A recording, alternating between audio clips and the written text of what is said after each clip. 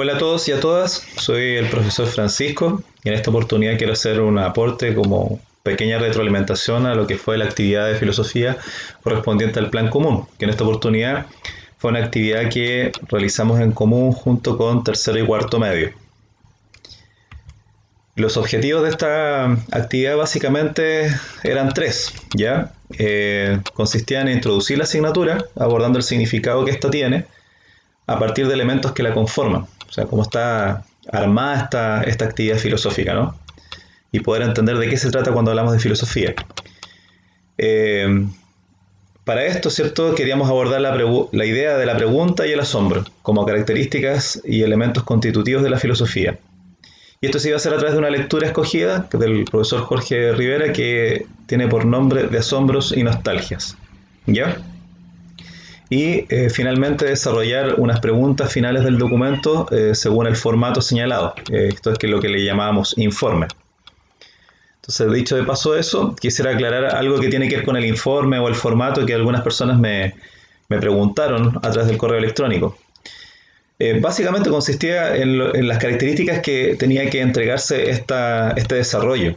Ya cuando hablo de informe o reporte, en el fondo estamos avisando que hicimos un trabajo y este siempre está sujeto a ciertas normas o reglas que los profesores colocamos de acuerdo a las circunstancias. En esta oportunidad lo único que yo necesitaba básicamente era que la letra fuera 12, un interlineado 1,5 y cumplir el tiempo de entrega y también de consulta. Eso consistía básicamente el informe. En otras oportunidades, ¿cierto? Se utiliza una etapa, una introducción, desarrollo, conclusión. Pero en esta ocasión simplemente entregaron esas indicaciones para poder desarrollarlo. Entonces, para que lo tengamos en consideración, las próximas ocasiones en que veamos la forma de elaborar nuestros informes o los reportes, ver qué características tiene el formato con el cual se tiene que diseñar esto, ¿ya? Pues eso para tenerlo en cuenta. Entrando entonces de lleno a nuestra actividad, vamos a ver el texto. Como les había comentado, era De asombros y nostalgia, que es un libro de ensayos filosóficos y que en esta oportunidad simplemente tomamos una idea de ese libro. Me interesaba que ustedes también supieran quién lo elaboró, que es el profesor Jorge Eduardo Rivera, que él es chileno. Nosotros a veces tenemos la mala costumbre a veces de no destacar a nuestros pensadores nacionales.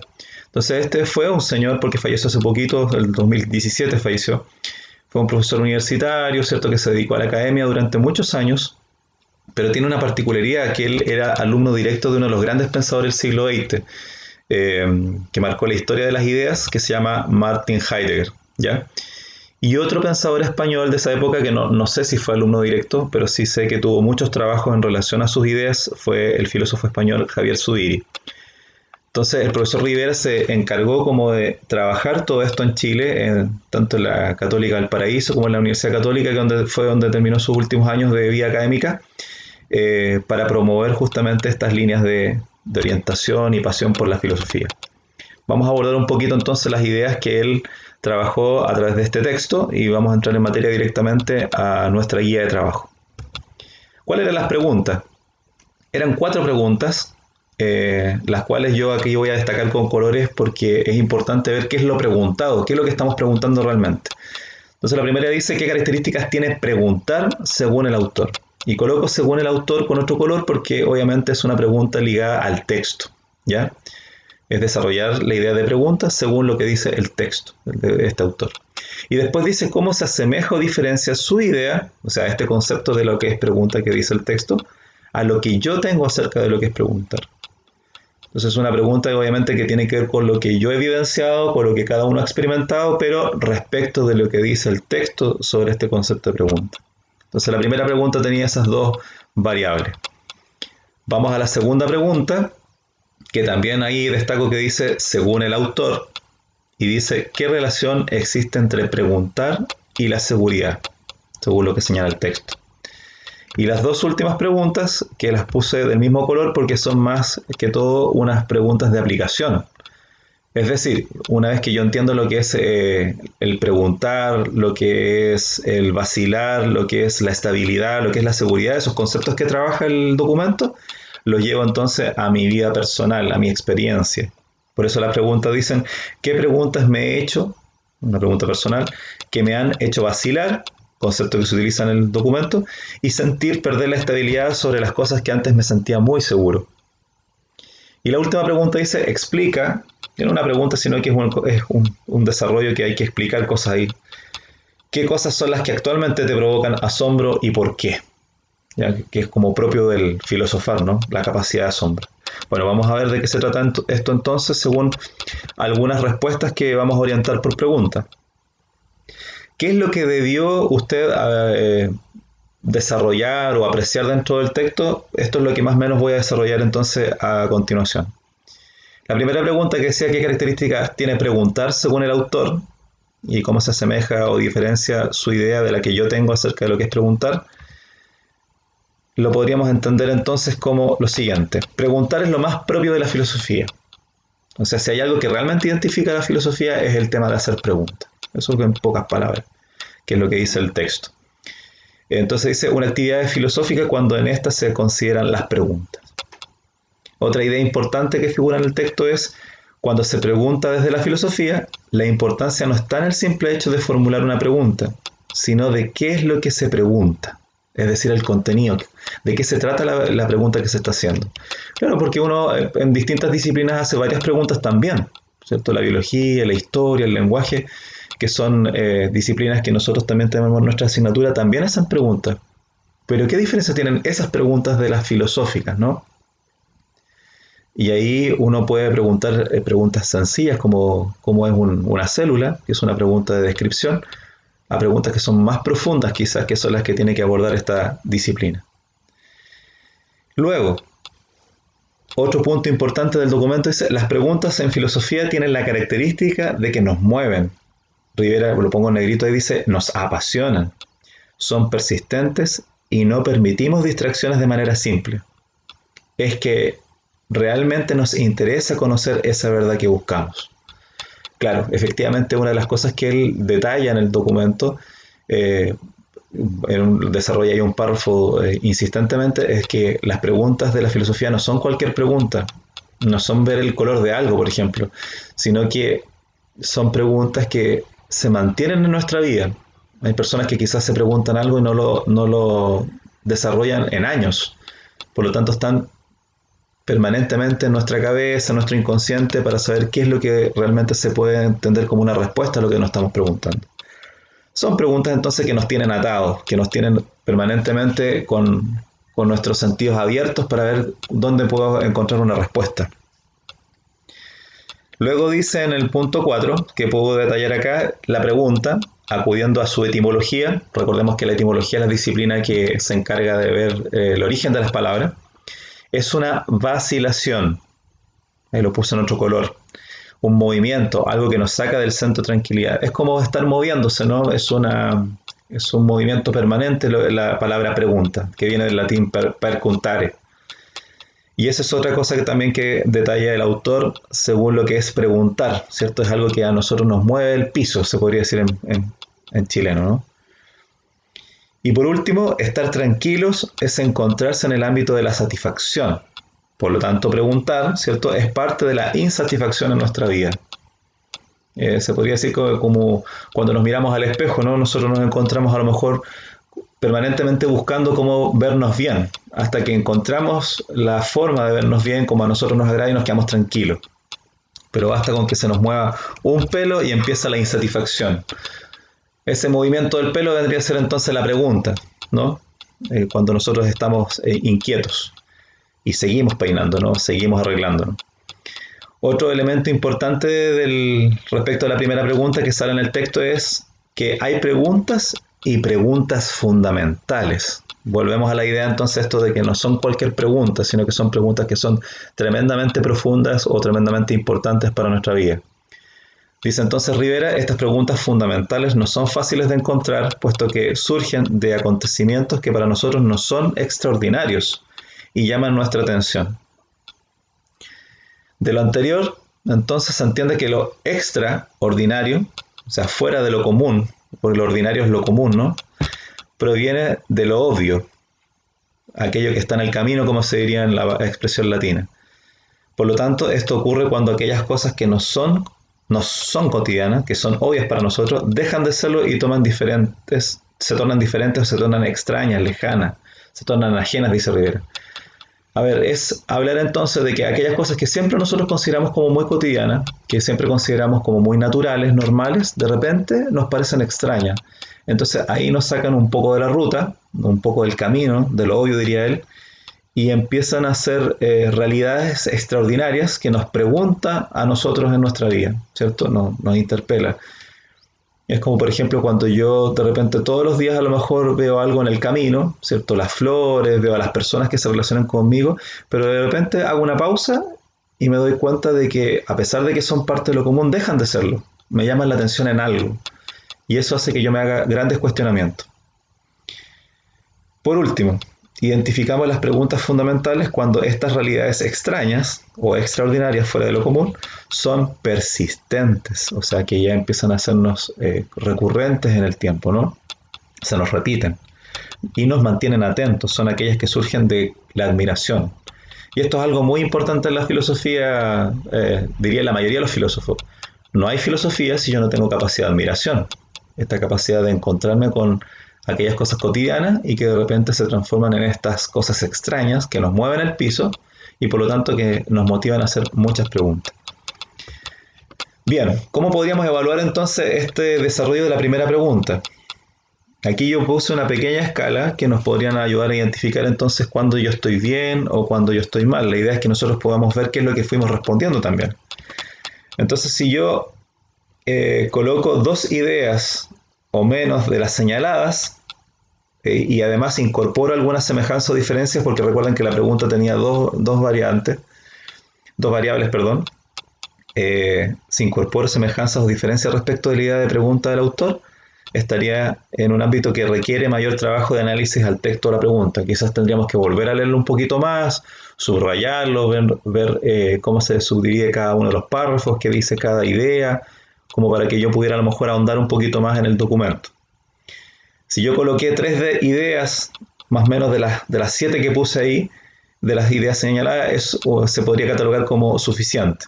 Aparte, obviamente, de incorporar la semejanza o diferencia, que es la línea que les coloco acá como algo que debe estar en el desarrollo de la pregunta. De 4 a 5 ideas de la señalada, se podría considerar entonces la evaluación como algo bueno. Y más de 5 ideas señaladas, de 5 hacia arriba, ¿cierto?, está destacado. Esa sería entonces como una escala de evaluación que nos permitiría ver cómo anduvimos en el desarrollo de la primera pregunta. Vamos a la segunda. ¿Ya? La segunda dice también, según el autor, ¿qué relación existe entre preguntar y la seguridad? Y aquí colocamos 5 ideas que aparecen respecto a esto que está siendo preguntado. Rivera dice entonces respecto a esto: la relación que existe entre preguntar y la seguridad tiene que ver con una situación de la vida en que la pregunta, afecta a la otra, la seguridad. ¿Ya? Porque estamos hablando de entonces que la pregunta es esta vacilación, ¿no? En cambio, cuando yo estoy en mi estado de seguridad, se podría decir, sin cuestionamientos. Por lo tanto, la pregunta afecta a la seguridad de nuestra vida, ¿ya? Una afecta a la otra.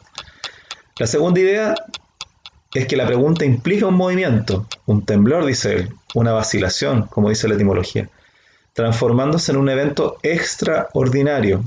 Claro, porque nosotros comúnmente estamos tranquilos, estamos quietos, ¿cierto? Ese es nuestro estado natural, en la seguridad. Lo que no vendría a ser natural es cuando estamos permanentemente moviéndonos. Y nosotros después del movimiento buscamos nuevamente la seguridad. El ser humano por naturaleza entonces buscaría la seguridad, buscaría estar tranquilo. La pregunta, por lo tanto, afecta ese estado natural. Otra tercera idea es que cuando alguien tiene inseguridad de algo, o sea, tiene una pregunta, se moviliza para encontrar nuevamente esa seguridad. Nosotros, cada vez que hacemos preguntas, estamos hablando obviamente del plano de lo filosófico, estas preguntas apasionantes, buscamos entonces el camino para poder nuevamente estar seguro. Y de eso se trata cuando uno quiere buscar algo que desea encontrar. No es el ejemplo más ideal, pero es como esa sensación que se tiene quizás cuando tú desarrollas un ejercicio de matemática. ya que tienes una fórmula, tienes un esquema, tienes unas reglas que cumplir para poder desarrollarlo e intentas varias veces hasta que te sale el ejercicio. Ya una vez que te da el resultado y puedes cotejar que el resultado es correcto, ahí nuevamente vuelves a la calma y hay una sensación especial ahí cuando encontramos esa respuesta. Mientras no se dé esa respuesta, obviamente estamos inquietos, estamos inseguros, algunos se ponen hasta mal genio porque no les sale el ejercicio. Es un poco semejante entonces a esa sensación para poder quizá parafrasear un poco lo que dice el autor aquí, el profesor Rivera. Otra idea importante es que la inseguridad es lo contrario de la vida. Bueno, un poco reiterado lo que dice arriba, ¿no? Y que la vida es parte permanentemente de la sensación de seguridad. Nos quita lo propio de lo que nos encontramos habitualmente, ¿ya? Cuando aparece esta pregunta. Y por último, preguntar es algo nada fácil y extraño. Es algo que nos saca de nosotros y nos mueve hacia otra cosa. Eso se le denominaría entonces el extrañamiento. Cuando yo hago una pregunta, claro, efectivamente me centro en lo que estoy tratando de saber y todo lo demás pasa a segundo plano, porque realmente a mí me interesa algo. A veces yo hablo en clases esa sensación que ocurre cuando alguien nos cuenta a lo mejor una copucha, un cagüín, dicen algunos, que a mí me encantaría saber qué es lo que realmente pasó, qué es lo que realmente ocurrió. Entonces todo lo demás pasa en segundo plano y yo vuelco toda mi atención, todo mi sentir a esa respuesta que estoy buscando. Bueno, en el ámbito de la filosofía, vuelvo a decir que esta era una idea, ¿cierto?, para poder explicar algo más complejo. Es algo parecido, ¿no? El preguntar, cuando hago preguntas, ¿cierto?, en filosofía, la idea es que esas preguntas sean sobre esas cosas que eran obvias para mí anteriormente, pero ahora pasan a ser extrañas. Entonces son preguntas que suelen ser un poco complejas, un poco profundas. Nuevamente, tratando de hacer una evaluación de esta segunda pregunta y su desarrollo, acá hay una escala, ¿cierto?, en que si uno puso alguna de estas ideas señaladas, la idea es que se vuelva entonces a leer el texto con un poquito mayor de análisis y algunas preguntas que se puedan ir haciendo por párrafo, para que así podamos extraer algunas ideas más. Entonces habría que hacer más trabajo en ello. Suficiente se entiende entonces cuando yo tengo dos ideas, al menos de las que están señaladas. Bueno, el desarrollo de la respuesta si es que hay tres ideas de las que están señaladas recién. Y destacado si es que puse más de 4 ideas de las que estaban señaladas hace un momento en la diapositiva anterior. Y esa es como una forma de entender cómo nosotros podríamos cotejar nuestro trabajo y lo que yo acabo de señalar aquí en el desarrollo del texto. Ahora, respecto a la pregunta 3 y a la pregunta 4, podemos ver acá que están destacadas las palabras claves porque son las palabras que el autor desarrolló en su texto. Entonces, si bien son preguntas personales, la idea es que lo que ya entendí por vacilar, lo que ya entendí por seguro, lo que ya entendí por lo que es el asombro, llevarlo a nuestra experiencia de vida. Entonces, las preguntas personales las que se responden integrando y relacionando los conceptos o ideas que están destacados acá con amarillo con las experiencias que cada uno tenga al respecto. Y ahí uno podría entonces entender de que las respuestas están bien desarrolladas. ¿Ya? Entonces, si yo fui capaz de colocar una idea de las que están puestas ahí como ejemplo, más incorporar el concepto y el sentido que estos fueron utilizados por el autor, requeriría entonces un poquito de mayor trabajo porque aquí se supone que hubo varios conceptos utilizados dentro del documento, ¿cierto? Es más de uno. Son como 3 ideas las importantes de las preguntas. Si yo puse 2 ideas como ejemplo, más la incorporación de los conceptos que utilizó el autor, sería dentro del rango del suficiente. Si coloco 3 ideas como ejemplo, más la incorporación de estos conceptos en su uso, estaría dentro del rango de lo bueno, y más de 4 ideas como destacado, ¿cierto? Obviamente incorporando los conceptos y el sentido que se utilizó, ¿cierto?, en el texto por el autor. a modo de bonus track, ¿cierto? Algo agregado como para que puedas desarrollar luego de lo aprendido o lo estudiado en este texto. Te quiero ofrecer dos preguntas, ¿cierto? Ya que estamos en el contexto de esta cuarentena, que entiendo que para muchos debe haber sido difícil estar, ¿cierto? A lo mejor encerrado sin poder hacer lo habitual, lo cotidiano. Sabemos que es un tiempo especial, pero también es un tiempo para que nosotros podamos utilizar esta idea de la reflexión. Entonces, la primera pregunta que te quiero compartir, quizás que te pueda servir en este tiempo, es, durante esta pandemia, ¿cuál es mi opinión sobre el valor de la vida, considerando la situación por la que atraviesan muchos ancianos afectados con el virus? Ustedes saben que hay prácticamente una catástrofe en España, en Italia, en que muchas de las personas que han fallecido son ancianos, pero particularmente se ha masificado en las redes sociales esta idea de que los ancianos ya no son prioridad dentro de esta logística que hay que ocupar para salvar vidas. Entonces, ¿qué pienso yo respecto al valor de la vida frente a lo que está ocurriendo? Me asombra, es algo que me llama la atención, tengo alguna opinión al respecto, y lógicamente que la pregunta tiene que ver sobre qué pasaría contigo si es que esto te pasara a ti. Si es que estuviéramos hablando a lo mejor de tu abuelito, de tus tíos, de tus padres, ¿cómo sería tu forma de pensar frente a esto, ¿no? Y otra pregunta, que es inevitable, ¿no? Esto se lo podría hacer incluso uno a veces hasta un niño más pequeño. Utilizando lo que aprendimos en el texto, ¿qué cosas te resultaban obvias de tu vida cotidiana y que hoy te parecen extrañas y te han provocado asombro en esta cuarentena al punto de cambiar tu forma de pensar? Claro, porque muchas veces, personas dentro de la rutina a veces no se dan cuenta de cosas que están alrededor nuestro. Por ejemplo, las relaciones que tenemos con nuestra propia familia, la forma en que ocupamos nuestros espacios, las rutinas que establecemos a veces cuando tenemos más tiempo, la forma en que yo le doy sentido a mis actividades. ¿Qué pasó ahí? ¿Cierto? ¿Qué cosas a mí me han causado asombro y ahora como que recién me cae la cuenta, como se dice en el campo, y me he puesto a pensar respecto a eso? Bueno, eso ha sido entonces el material de retroalimentación. Les recuerdo entonces de que hay un correo institucional que es el que siempre utilizamos para la comunicación formal, ¿cierto? Con apoderados, estudiantes, contigo. Y hay otro que se ha diseñado y que está con un color diferente ahí abajito, que sale el nombre del profesor más 2020, que es el correo que se diseñó para el envío de trabajo o temas de estudio. ¿Ya? Porque ustedes saben que los correos no dan abasto con la capacidad que tienen y se saturan. Entonces, para que también podamos ver cuál vamos a utilizar según la relación que tengan con el profesor. Nada más que decirle, se les echa mucho de menos, todos echamos de menos quizás nuestra vida cotidiana, nuestra vida del día a día.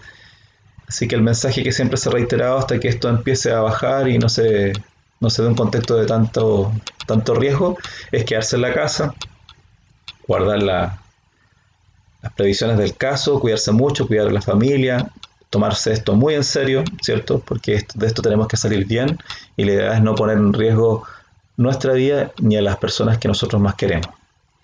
Así que un abrazo para todos y a cuidarse en familia.